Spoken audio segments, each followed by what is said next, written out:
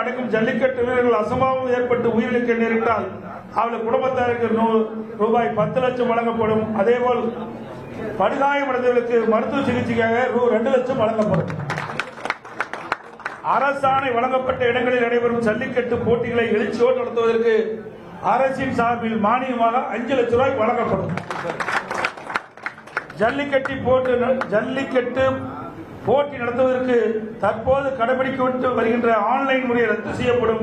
ஏற்கனவே இருந்த பழைய நடைமுறையை மீண்டும் பின்பற்றப்படும். அறிவிப்பு 5. சிறுபான்மை வகுப்பைச் சேர்ந்த மகளிர் சுயதொழில் தொடங்குவதற்கு வட்டிலா கடன் மற்றும் மாற்றுத்திறனாளி கூட்டுறவு வங்கிகள் வாங்கிய கடன் தள்ளுபடி. இஸ்லாமிய, கிறிஸ்துவ மற்றும் ஏனைய சிறுபான்மை வகுப்பைச் சேர்ந்த மகளிர் சுய தொழில் தொடங்குவதற்கு வட்டிலா கடன் வழங்கப்படும். மாற்றுத்திறனாளிகள் கூட்டுறவு வங்கியில் வாங்கிய கடன் தள்ளுபடி